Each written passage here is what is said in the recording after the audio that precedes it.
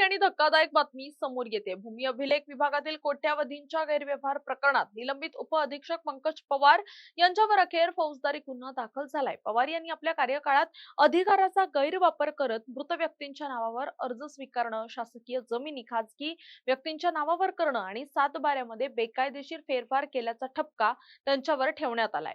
जिल्हा अधीक्षकांच्या तक्रारीनंतर अकोल्याच्या सिटी कोतवाली पोलिसांनी हा गुन्हा दाखल केला असून या कारवाईमुळे महसूल विभागात प्रचंड खळबळ उडाली आहे।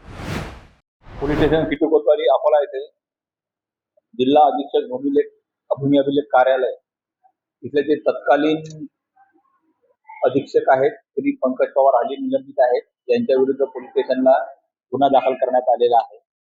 ते त्यांच्या कार्यकाळात जे दिनांक 1/6/2023 ते दिनांक 30/6/2025 या संदर्भात इथं कार्यरत असताना त्यांनी त्यांच्या अधिकारात येत नसताना सुद्धा त्यांनी काही मिळकतीचे सत्ता प्रकार बदललेले आहेत, मयत खातेदाराच्या नावे अर्ज दिलेले आहेत आणि अधिकार क्षेत्राबाहेर जाऊन त्यांनी काही सत्ता प्रकाराबाबत प्रमाणपत्र देण्यात असे काही कृत्य केलेले आहेत।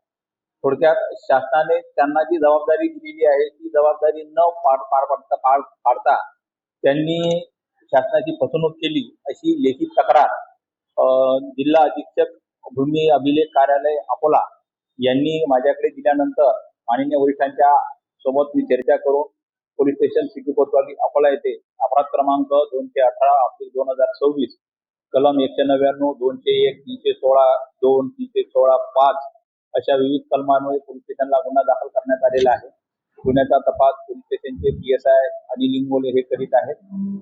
माननीय वरिष्ठांच्या मार्गदर्शनाखाली गुन्ह्याचा तपास सुरू आहे। अद्याप अजून आरोपीचा शोध घेणं सुरू आहे। आरोपी अटक करण्यात आलेली नाही।